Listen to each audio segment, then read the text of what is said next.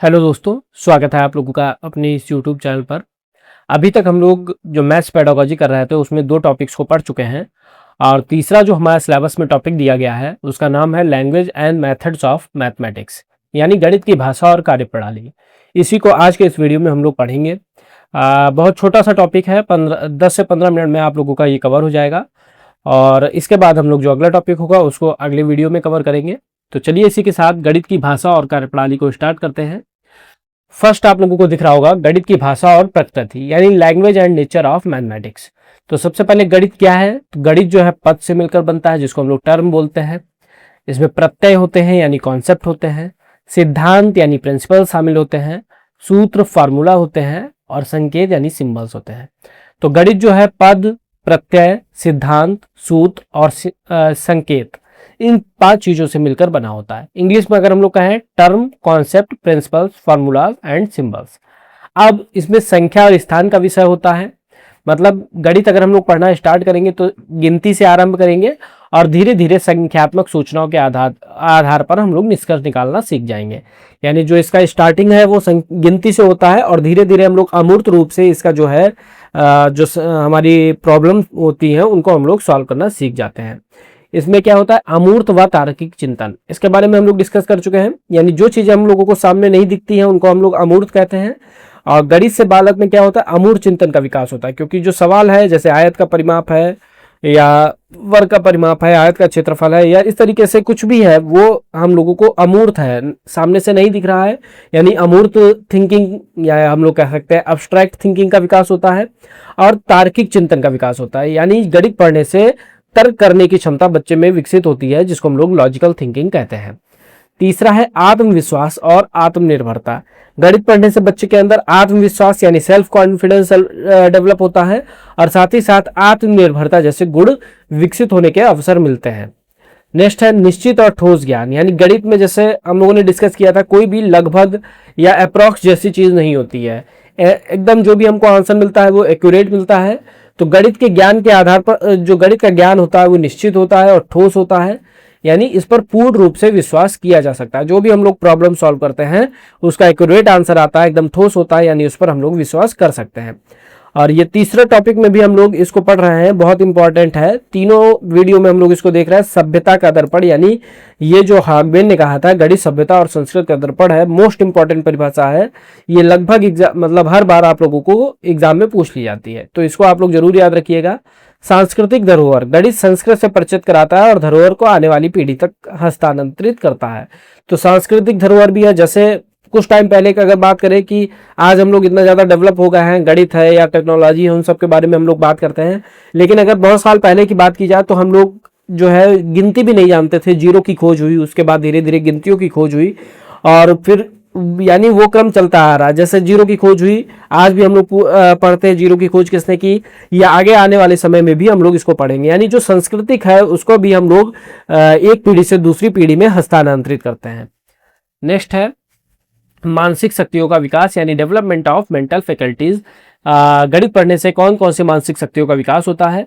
तो सबसे पहले एक परिभाषा लिखी हुई है, इंपॉर्टेंट परिभाषा है प्रोफेसर शॉर्ट के अनुसार, गणित की शिक्षा प्राथमिक रूप से मानसिक शक्तियों को प्रशिक्षित करने के लिए दी जाती है। गणित के विभिन्न तथ्यों को ज्ञान देना इसके बाद ही आता है। यानी पहले मानसिक शक्तियों को प्रशिक्षित करने की शिक्षा दी जाती है, उसके बाद में विभिन्न तथ्यों को ज्ञान देना इसके बाद में आता है।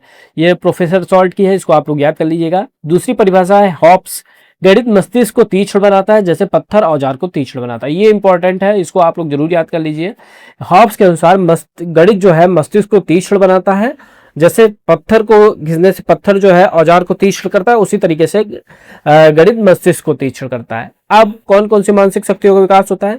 तो सबसे पहले तो लॉजिकल पावर यानी तर्क शक्ति का विकास होता है। जब बच्चा गणित सीखता है तो उसके अंदर तर्क करने की क्षमता आती है, क्योंकि गणित जो है एक्यूरेट आंसर देता है या कोई लॉजिक पर ही आधारित होता है, इधर उधर से कोई भी चीज नहीं आती है। अगर कोई चीज है तो एक फार्मूले बेस्ड होगी या एक कोई लॉजिक बेस्ड होगी, इसीलिए उसके अंदर तर्क शक्ति का विकास होता है। स्मरण शक्ति, जब बार बार गणित हम लोग पढ़ते हैं, कोई चीज पढ़ते हैं तो धीरे धीरे उसकी जो मेमोरी पावर है वो भी बढ़ती है, यानी स्मरण शक्ति का विकास होता है। नेक्स्ट है एकाग्रता यानी कंसंट्रेशन। तो गणित अगर आप लोग पढ़ने बैठेंगे, अगर आपका कंसंट्रेशन नहीं सही है तो आप लोगों के क्वेश्चंस गलत हो जाएंगे। जब आप एकाग्रचित होकर के गणित को पढ़ेंगे तभी आप लोगों को जो क्वेश्चंस है वो ठीक होंगे, यानी गणित पढ़ने से कंसंट्रेशन जो है वो बढ़ता है। नेक्स्ट है मौलिकता यानी ओरिजिनलिटी। तो गणित है, गणित में सारी चीजें जो है आप लोगों को तथ्य पर आधारित होती है, ठोस होती है, एक्यूरेट होती है, यानी मौलिकता यानी ओरिजिनलिटी का आप लोगों को आभास कराती है या हम लोगों को सिखाती है। नेक्स्ट है चिंतन शक्ति यानी थिंकिंग पावर। तो मैथ्स के क्वेश्चन को सॉल्व करते हैं उसके लिए हम लोगों को सोचना पड़ता है, कभी कभी बहुत ज्यादा दिमाग लगाना पड़ता है, जिससे बच्चे की चिंतन शक्ति का विकास होता है, थिंकिंग पावर बढ़ती है। यानी गणित पढ़ने से क्या क्या बढ़ता है, तर्क शक्ति, लॉजिक पावर बढ़ती है, स्मरण शक्ति बढ़ती है, कंसंट्रेशन बढ़ता है, मौलिकता बढ़ती है और इसके साथ साथ चिंतन शक्ति बढ़ती है। नेक्स्ट है गणित के कार्य के प्रकार यानी types of work in mathematics. तो मैथमेटिक्स जो है वो 3 प्रकार की होती है, एक मौखिक गणित होती है, एक मानसिक गणित होती है और एक लिखित कार्य होता है। तो मौखिक गणित तो बहुत ज़्यादा हम लोगों के जो सिलेबस रहता है उसमें, जो बच्चों का सिलेबस है 1 to 8 का, उसमें मौखिक गणित का बहुत ज़्यादा स्थान नहीं दिया जाता है। तो मौखिक गणित को एक बार देख लेते हैं। मुख्यतः गणित संबंधी प्रत्ययों का निर्माण करता है, यानी जो मौखिक गणित में कॉन्सेप्ट्स ज्यादातर आते हैं। तो स्कूलों में अक्सर उचित स्थान नहीं मिलता है परंतु आवश्यक है। तो जैसे ओरल जो मैथमेटिक्स है, क्या होता है कि हम लोग बोर्ड पर या कॉपी पर बच्चों को मैथ सिखाते रहते हैं, तो वो कॉपी पर लगाना तो सीख जाते हैं, लेकिन अगर ओरली उनसे कोई क्वेश्चन पूछ दिया जाता है तो वो बहुत आसानी से उसका आंसर नहीं दे पाते हैं। तो मौखिक गणित को स्थान नहीं मिलता है, इसीलिए बच्चों में ये समस्या उत्पन्न होती है। तो जो गणित सीखने का एक बहुत इंपॉर्टेंट पार्ट में मौखिक जो गणित है वो भी है। शिक्षा प्रगति के लिए पाठ्यक्रम में शामिल करना अति आवश्यक, यही चीज यहाँ पर लिखी गई है। शिक्षा प्रगति के लिए इसको पाठ्यक्रम में शामिल करना बहुत ज्यादा जरूरी है, क्योंकि इसको बहुत ज्यादा अवसर नहीं मिलते हैं पाठ्यक्रम में। दूसरा मानसिक गणित, कलम तथा कागज की आवश्यकता नहीं होती है। इसमें भी कलम और कागज की आवश्यकता नहीं है, प्रश्नों को मन में ही हल करने की योग्यता विकसित करता है। थोड़ा थोड़ा आप लोग इसको जो है रीजनिंग से आप लोग इसको कंपेयर कर सकते हैं कि जैसे रीजनिंग में हम लोग अपना सोच के आधार पर, तर्क शक्ति के आधार पर आंसर देते हैं, वैसे इसमें भी मन में ही हल करके हम लोग आंसर देते हैं। व्यापारिक दैनिक जीवन में उपयोगी होती है, एकाग्रता बढ़ाता है। जैसे कि हम लोग सब्जी लेने जाएंगे तो वहां पर हम लोग कॉपी या पेन लेकर नहीं बैठेंगे, डायरेक्ट अपने मन में कैलकुलेशन करते हैं। तो वही चीज है कि व्यापारिक दैनिक जीवन में उपयोगी होती है और एकाग्रता बढ़ाता है। तीसरा जो है लिखित कार्य, जिसको हम सभी लोग जानते हैं।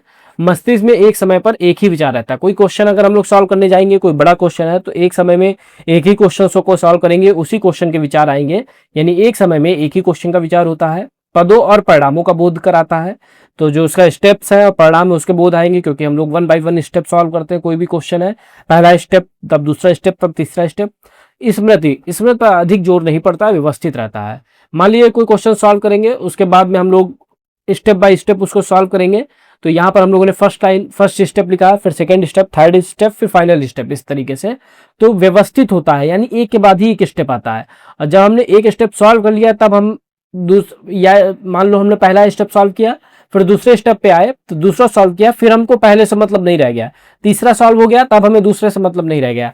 यानी मेमोरी पर बहुत ज्यादा जोर नहीं पड़ता है और सारी चीजें एक व्यवस्थित क्रम में चलती हैं। अगला हम लोग देखते हैं प्रमुख शिक्षण विधियां, टीचिंग मेथड्स ऑफ मैथमेटिक्स। तो सबसे 1 नंबर पे हो गई आगमन विधि। आगमन विधि का मतलब होता है विशिष्ट से सामान्य, यानी पहले हम बच्चे को उदाहरण देते हैं, फिर हम लोग उनको नियम सिखाते हैं। तो सबसे पहले जैसे हम लोग किसी फील्ड में ले जाएंगे, मान लीजिए एक आयताकार फील्ड में ले गए, फिर बच्चों को हम लोगों ने एक रस्सी दे दी और यहाँ पर एक बिंदु बनाया, वहां से हम लोगों ने इस रस्सी की लंबाई यहाँ तक नापी, फिर इस रस्सी की लंबाई यहाँ तक, फिर इसकी यहाँ तक, फिर इसकी यहाँ तक, यानी 4 बिंदु बनाकर हम लोगों ने रस्सी की लंबाई नापने को कहा।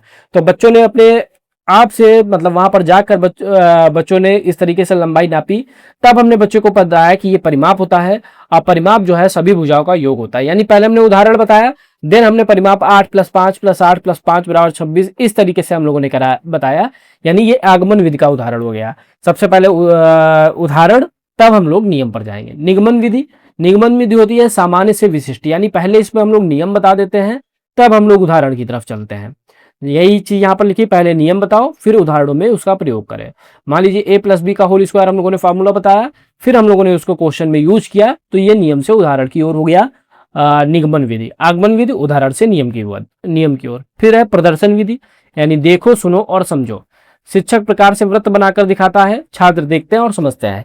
यानी बोर्ड पर शिक्षक ने या कॉपी पर शिक्षक ने एक प्रकार से चित्र बनाया या वृत्त बनाया, बच्चों ने उसको देखा, फिर उसी तरीके से अपनी कॉपी पर वृत्त बनाने का प्रयास किया। तो ये हमारा हो गया प्रदर्शन विधि, यानी देखो, सुनो और समझो। और फिर है समस्या समाधान विधि, यानी प्रॉब्लम सॉल्विंग मेथड। तो ये समस्या समाधान विधि जो है एक्टिविटी बेस्ड होती है, क्रियाकलाप आधारित होती है। वास्तविक जीवन की समस्याओं से गणितीय अवधारणा सीखना, यानी जो डेली जीवन में आने वाली समस्या है उनसे जो है गणित की अवधारणा सीखते हैं। तो इसमें क्या है, सवाल हल करना एक्टिविटी बेस्ड अप्रोच होती है। हम लोग कोई क्रियाकलाप के माध्यम से, कोई एक्टिविटी के माध्यम से हम लोग इस जो प्रॉब्लम सॉल्विंग मेथड है उसको करवाते हैं। और जो सबसे ज्यादा एग्जाम में आप लोगों का पूछा जाता है, आगमन विधि पूछा जाता है। आगमन विधि क्या होता है, उदाहरण से नियम की ओर। नेक्स्ट अब कुछ क्वेश्चन आंसर है। 1/4 1/3 से छोटा है, यह समझाने के लिए सबसे उपयुक्त है। तो 1/4 1/3 यानी जब हम भिन्न समझाते हैं, तो भिन्न के लिए अगर पूछा जाए कौन चीज सबसे उपयुक्त है, तो कागज की पट्टियों का प्रयोग। जैसे कागज है उसको हम लोग ऐसे 2 भागों में बांट देंगे, तो 1 1 यानी 2 भाग हम लोग इसको दिखाएंगे। इसी तरीके से 3 भागों में बांट देंगे इस तरीके से, तो हम लोग 3 1/3 सिखाएंगे, यानी कागज की पट्टियों का प्रयोग करके सिखाएंगे। रोमन अंकों का सामान्य गणनाओं में उपयोग क्यों नहीं होता है, क्योंकि रोमन अंक स्थानीय मान का नियोजन नहीं करते हैं। जो सामान्य गणना है वो हमारी स्थानीय मान पर आधारित होती हैं, क्योंकि उसमें इकाई, दहाई, सैकड़ा, हजार की चीजें आती हैं। और रोमन अंक में ऐसा नहीं होता। मान लीजिए रोमन अंक अगर हम लोगों को 10 लिखना है तो हम लोगों ने x लिख दिया। अब इसमें स्थानीय मान जैसी चीज नहीं है, इसीलिए हम लोग सामान्य गणनाओं में इसका यूज नहीं करते हैं। वहीं पर अगर 10 देखा जाए, अब इसमें 0 का स्थानीय मान तो 0 हो गया, 1 का स्थानीय मान 10 हो गया, तो इसमें स्थानीय मान हम लोग कैलकुलेट कर सकते हैं, इसलिए डेली जीवन में इसका उपयोग करते हैं। 2 अंक की संख्याओं को गुणा करने के लिए कौन सी पूर्व जानकारी जरूरी है। तो 2 अंकों की गुणा करना है तो गुणा पहले गुणन आना चाहिए और योग पर वितरण आना चाहिए, यानी कि distribution of multiplication over addition. यानी कि अभी हम लोगों ने सेकंड जो टॉपिक डिस्कस किया था उसी में हम लोगों ने डिस्कस किया था कि पहले हम लोगों को जोड़ सीखना पड़ेगा, तब हम लोग गुणा, यानी 2 अंक की गुणा सीखने के लिए योग और गुणन दोनों आना चाहिए। प्राथमिक स्तर पर गणित पाठ्य पुस्तकों की सबसे महत्वपूर्ण विशेषता क्या है। संकल्पनाओं को मूर्त से अमूर्त, यानी पहले हम लोग उसको चित्र के माध्यम से या सामने जो चीजें बच्चों के हैं उनको दिखाना चाहिए, जैसे मूर्त चीजें दिखानी चाहिए, फिर हम लोगों को धीरे धीरे हम लोगों को अमूर्त की तरफ ले जाना चाहिए। तो प्राथमिक स्तर पर अगर गणित में बात की जाए तो मूर्त से अमूर्त, यानी पहले जो चीजें सामने दिख रही हैं उनको समझाना, तब जो चीजें नहीं सामने हैं तब उनको समझाना। फिर है अंकगणित की 4 मूलभूत संक्रियाएं कौन सी हैं, तो ये सबको पता होगा, जोड़, घटाना, गुणा और भाग। नेक्स्ट है कक्षा 4 में 36 टाइल आयत बनाने में कौन सी संकल्पना नहीं पढ़ाई जा सकती। तो कक्षा 4 में आयतन की जो संकल्पना है वो नहीं है। कक्षा 4 की अगर बात करेंगे तो वहां पर हम लोगों को परिमाप देखने को मिलता है और क्षेत्रफल से बच्चों को परिचय कराया जाता है। आयतन जैसी वहां पर चीजें नहीं पढ़ाई जाती हैं।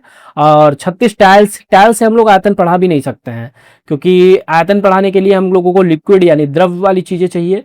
और टाइल जो है, टाइल से हम लोग क्या पढ़ा सकते हैं, परिमाप पढ़ा सकते हैं या फिर हम लोग क्षेत्रफल पढ़ा सकते हैं। तो टाइल से हम लोग आयतन नहीं पढ़ा सकते हैं। नेक्स्ट है वैन हीले आकृतियों को दिखावट से वर्गीकृत करना कौन सा स्तर है। जहां पर भी दिखाने की बात आएगी यानी स्तर 0 हो गया, फर्स्ट स्टेप हो गया। कक्षा 5 में समतल आकृतियों के क्षेत्रफल से परिचय कैसे कराएं। तो कक्षा 5 में हथेली से, जैसे हथेली का चित्र बनाकर हम लोग बताएंगे कि यहाँ जितना हथेली स्थान गिर रही है वही हमारा क्षेत्रफल है। जैसे पत्ती जितना स्थान गिर रही, पत्ती को रख के पेंसिल जैसी वस्तुओं से किसी भी आकृति का क्षेत्रफल मापना, यानी कि जो चीजें सामने हैं मूर्त रूप से उन चीजों को दिखाकर क्षेत्रफल से परिचय कराएंगे। राजन शाब्दिक समस्याएं देखकर पूछता है जमा करूं या घटा, इसका क्या अर्थ है।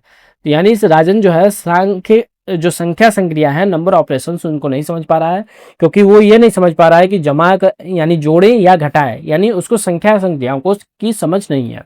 गणित शिक्षण में आगमन का मतलब हो गया उदाहरण से नियम या फिर विशिष्ट से सामान्य, स्पेसिफिक टू जनरल। विद्यार्थी परिमाप 8 + 5 + 8 + 5 = 26 स्वयं हल करता है, यह कौन सी विधि है। तो आगमन विधि है, क्योंकि पहले हम लोगों ने क्या किया था, उसको पहले उदाहरण से समझाया था, तब हम लोगों ने नियम से। अगर हम लोग यहाँ पे 8 + 5 + 8, जैसे ये 8 है, फिर ये 5 है, फिर ये 8 है और फिर ये 5 है, ये हमने जोड़ के बताया, तो ये हमारा आगमन विधि हो गया। अगर हम लोगों का ये फार्मूला यूज करते 2 लंबाई प्लस चौड़ाई, 2 8 + 5 तो 2 × 13 यानी कि 26, तो ये हमारा हो जाता निगमन विधि। तो यहाँ पर हम लोगों ने सब जोड़ के बताया, यानी ये आगमन विधि हो गया। नियमों को उदाहरण से प्रयोग कर पुष्टि करना कौन सी विधि है। तो नियम को उदाहरण में प्रयोग करके यानी निगमन विधि हो गया। नियम से उदाहरण निगमन विधि हो गया। देखो, सुनो और समझो यानी प्रदर्शन विधि हो गया। बीजगणितीय सूत्र का अधिगम क्या है? तो बीजगणितीय का मतलब होता है जनरलाइजेशन यानी व्यापीकरण करना। नेक्स्ट है, अब रिवीजन के लिए हम लोगों ने क्या क्या पढ़ा? आगमन यानी उदाहरण से नियम या विशिष्ट से सामान्य, निगमन सामान्य से विशिष्ट या फिर नियम से उदाहरण, प्रदर्शन विधि देखो सुनो और समझो, यानी पहले देखना है, जैसे अगर टीचर ने वृत्त बनाया प्रकार से इस तरीके से, देखना है कैसे उसने यूज किया, प्रकार को कैसे यूज किया, यानी देखो सुनो और समझो। मानसिक गणित क्या है? कलम कागज की जरूरत नहीं होती है लेकिन एकाग्रता जरूरी होती है, दैनिक जीवन में उपयोगी होती है, जैसे हम लोग सब्जी लेने जाते हैं तो अपने मन में कैलकुलेशन करते हैं। मौखिक गणित क्या है? कॉन्सेप्ट्स का निर्माण करती है, पाठ्यक्रम में इसको बहुत ज्यादा नहीं देखा जाता लेकिन पाठ्यक्रम में होना अति आवश्यक है। लिखित कार्य यानी लिखित जो मैथ होती है स्टेप बाय स्टेप चलती है, मेमोरी पर कम जोर देती है और व्यवस्थित होती है, यानी स्टेप 1 के बाद ही स्टेप 2 आएगा। हाउसबेन सबसे ज्यादा इंपॉर्टेंट है, गणित सभ्यता और संस्कृत का दर्पण है। फिर शर्ट्स मानसिक शक्तियों को प्रशिक्षित करना, ये इनका प्राथमिक उद्देश्य है। हब्स ने कौन सी परिभाषा दी थी? गणित मस्तिष्क को तीक्ष्ण बनाता है जैसे पत्थर औजार को। अब वैन हिले आकृतियों को दिखावट से वर्गीकृत करना, यानी फर्स्ट स्टेप जो विजुअलाइजेशन का है तो वही हमारा वैन हिले का प्रथम चरण हो गया, यानी स्तर 0 हो गया। तो ये हमारे कुछ जो अध्याय 3 यानी टॉपिक जो 3 था उसमें जो इंपॉर्टेंट चीजें थी उनको हम लोगों ने डिस्कस किया। आज जो हम लोगों के सिलेबस का जो नेक्स्ट टॉपिक 4 होगा उसको हम लोग नेक्स्ट वीडियो में डिस्कस करेंगे। अगर आप लोगों को आज का वीडियो पसंद आया तो वीडियो को लाइक करिए, साथ ही साथ चैनल को सब्सक्राइब करिए। मिलते हैं नेक्स्ट वीडियो में। Thank you.